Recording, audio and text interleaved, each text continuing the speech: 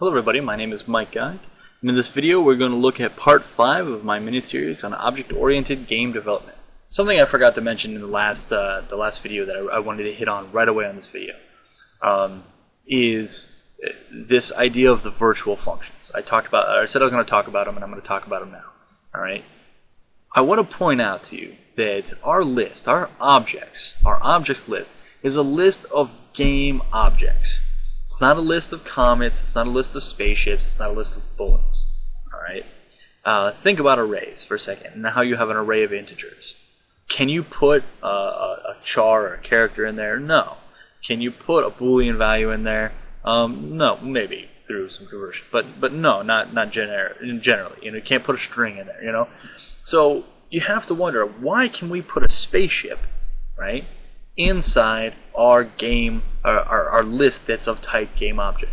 And more importantly, if we are calling game objects render method, right, why are we seeing a spaceship? Okay, because the question is, if we come to game object render, the render method is blank. There's nothing here. But I'm calling, this is a game object, right? It's an array of game objects. Not an array, I'm sorry. It's a list of game objects. And the answer is something called polymorphism. Okay? This is a term you might read in books. It means something different in like VB. Okay? So if you're a VB programmer, ignore what you think it means and just listen to me here. Effectively what we're doing is, since a spaceship is a game object, okay? Spaceship is a game object. It inherits from a game object. We can put an object or spaceship inside a list made for game objects. Okay? That's like me saying a boat made for humans. I am a human, even though I'm more specified a male and an American and things like that. I can still go on that boat. It's made for humans. Okay?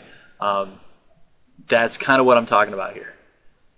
However, since this list is of type game objects, it can only do things that game objects can do. Alright? It can't do everything a spaceship can do. I can't do objects or iter and then the arrow and then move up. Because game objects have no move up method. It doesn't exist here. It exists in spaceship, not here.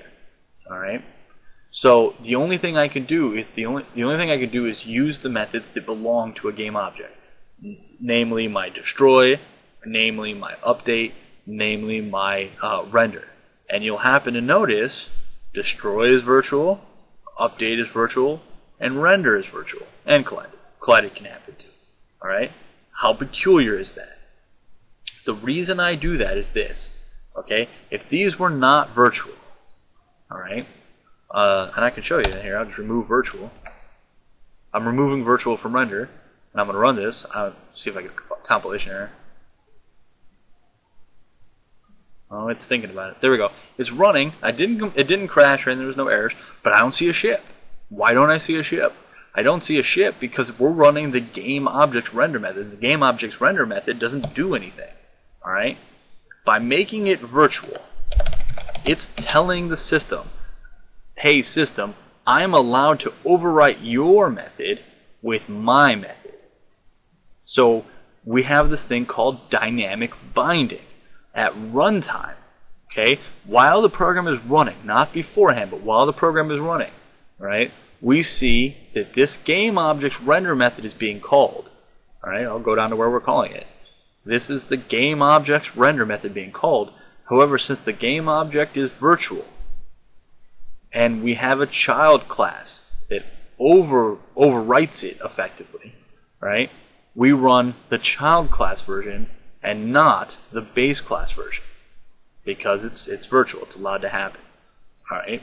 That is polymorphism. That is dynamic binding. That's all I'm going to do to explain it right here. You do well to go out to the internet and look it up and read more about it. But it's what makes this work.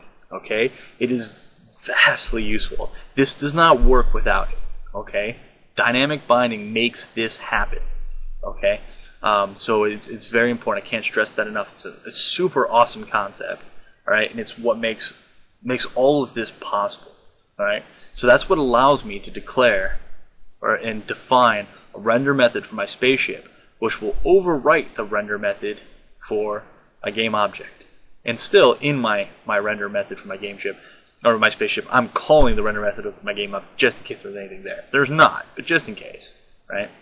So that's what makes this work. And I forgot to mention that before, and I wanted it in the video now. So that's the reason we made those methods of game object virtual, is so that we can overwrite them with newer versions. That's why a lot of the times these are blank or very minimal, because they're meant to do very basic or nothing at all.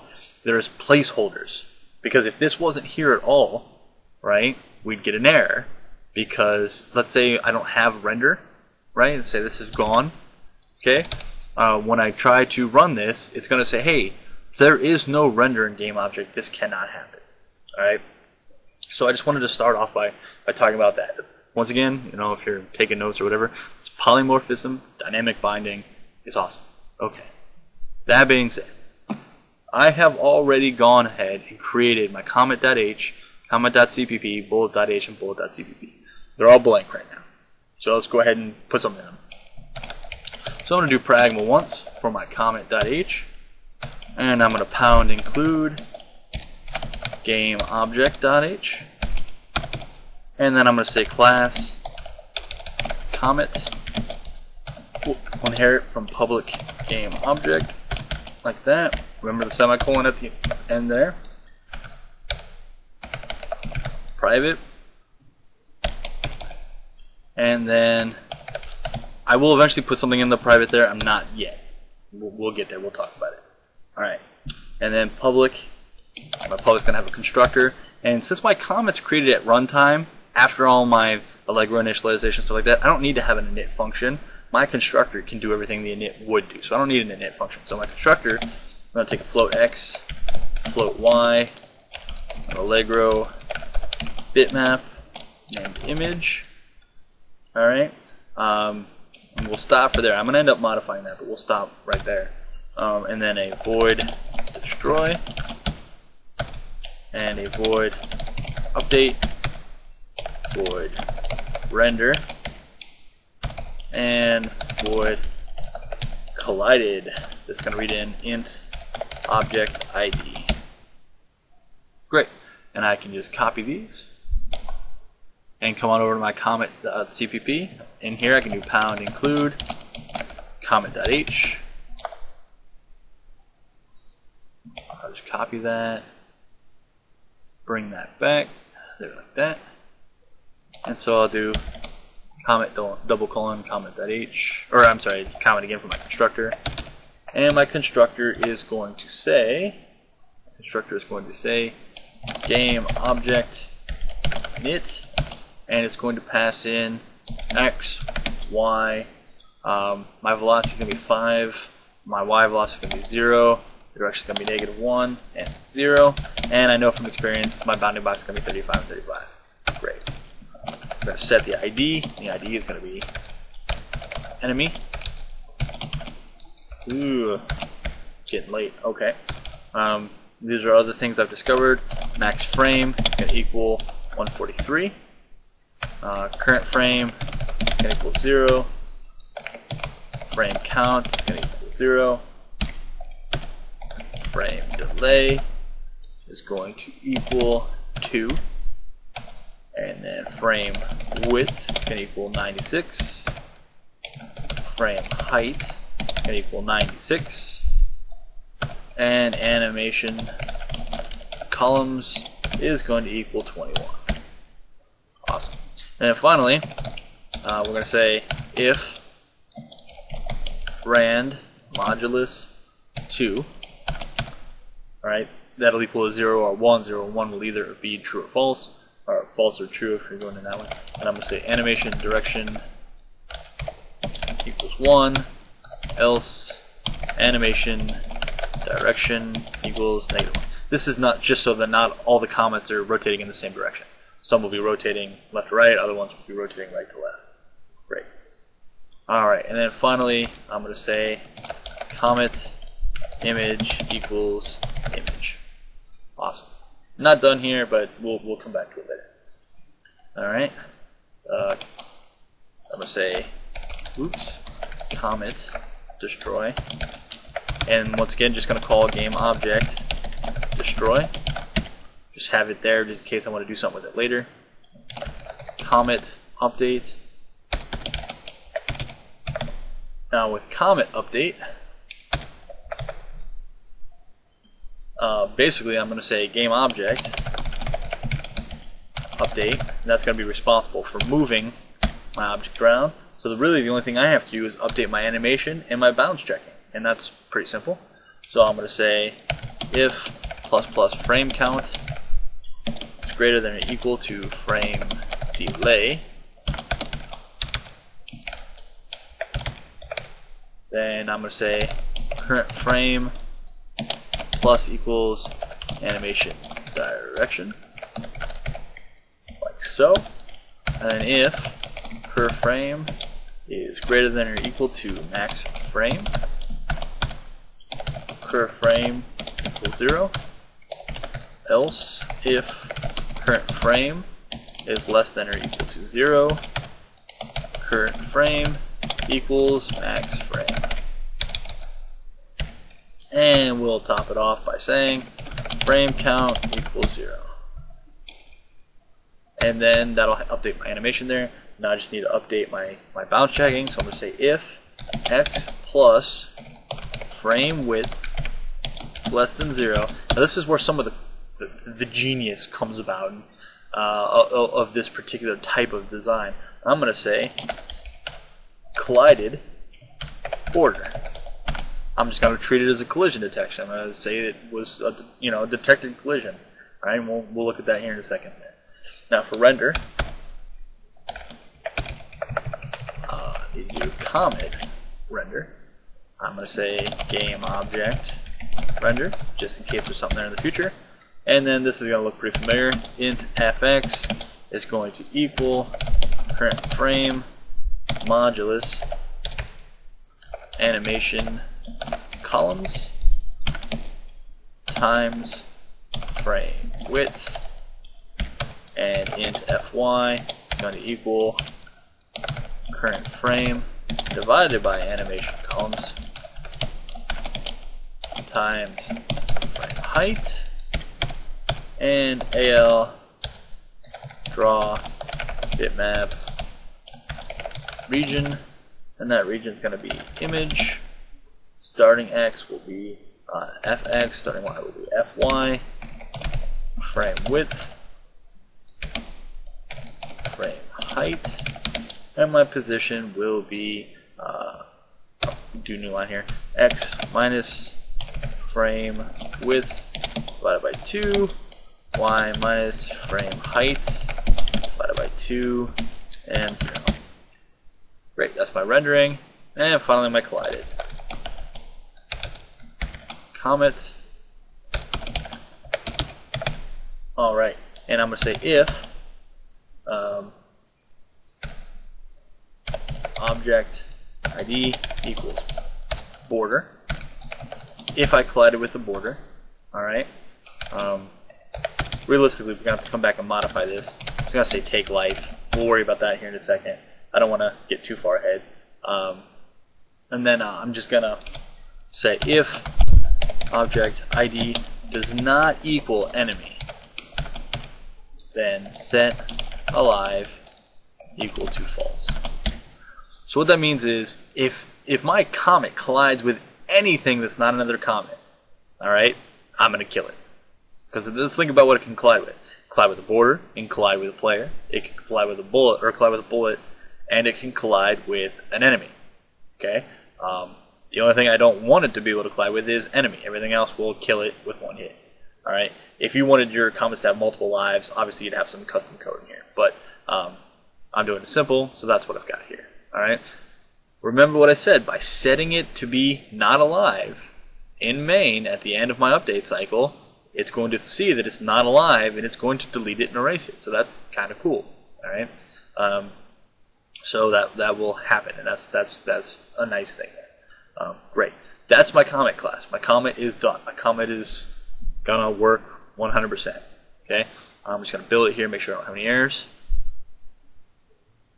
And they don't. So before I plug it in, let's go ahead and just knock out the bullet class. Right? Might as well just keep going while we're going. So my bullet class is going to be pound include. First I'm going to say pound pragma once, and then I'm going to say pound include, and I'm going to say game object.h, like that, and then it's going to be class bullet and public inherits from public game object, just like that, and private, and there will be a private there in a bit, but not right now. Public. My constructor is going to have a float x, float y, and that's it for now. We'll come back to this. We'll revisit, and we're going to have a void destroy, void update, void render, and void collided, and I'm going to pass an int object ID. Awesome. Now I can just go ahead and copy these, come over to my bullet.cpp, and once again, my bullet.cpp, I'm just going to do pound include bullet.h, and I'll paste these.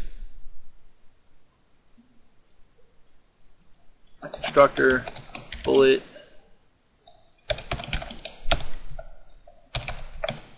and I'm going to do game object init.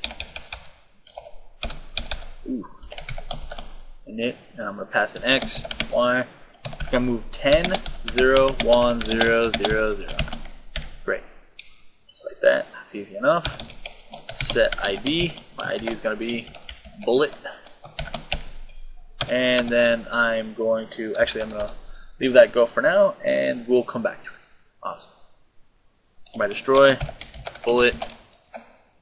Oops, that's not what I wanted to do. And in here, we're simply going to do game object destroy that. My update. Man, okay. Keep hitting delete instead of end to move me to the end there. My update, I'm going to do game object update, and then I'm just going to do some balance check. If x is less than width, or I'm sorry, greater than width, then I'm going to say collided border. So that's my update. My render. My render is going to be al draw filled circle, because we don't have an image for that. And the center is going to be x, y, 2 for my radius, and my color is going to be al map RGB 255, 255, 255. It's going to be a white bullet.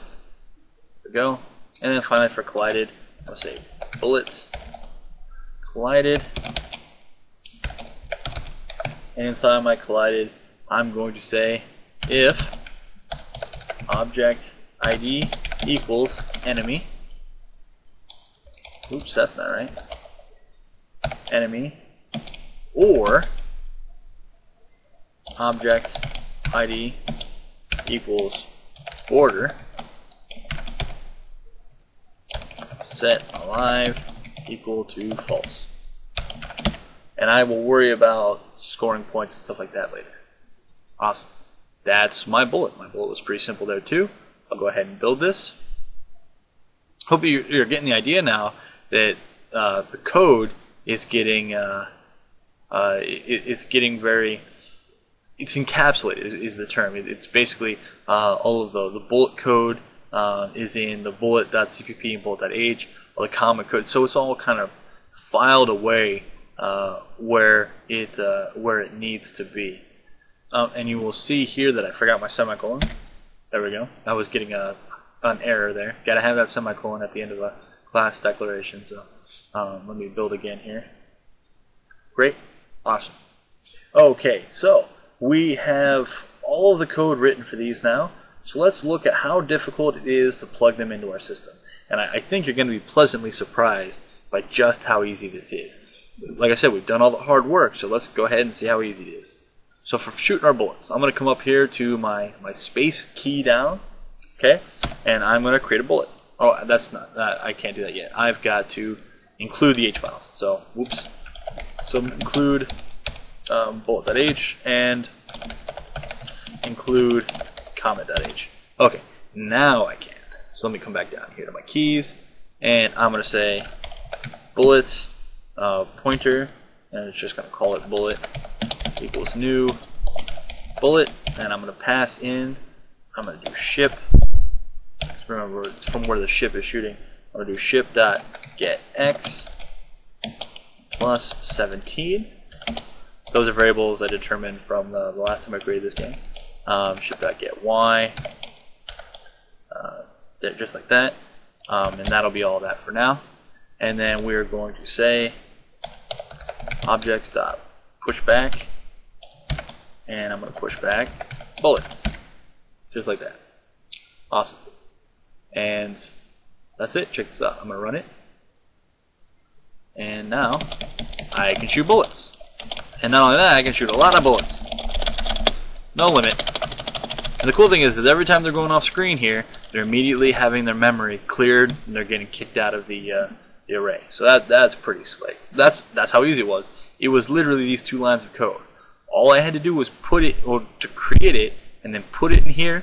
The updates, the rendering, and the cleanup were handled automatically. Okay? Just happened. We built it that way. That's what our objects list does. That's the power of polymorphism, dynamic binding, dynamically allocated containers, you know, and a little bit of smart structuring. Okay, it was that cool. All right, so let's look at our comment. Our comment is going to be just the tiniest bit more difficult, only because we need an image. All right, so I'm going to come up here to my project variables, and I'm just going to copy this line here, paste it underneath. I'm going to call it comment image equals null. All right, and then I'll come down here to where I'm doing my project initialization. All right, and I'm going to say comment image equals al load bitmap, and I'm just going to copy this from my notes here.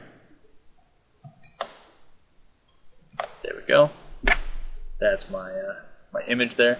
My image automatically has, or since it's PNG with transparencies, I don't need to do the clear mask color or anything like that.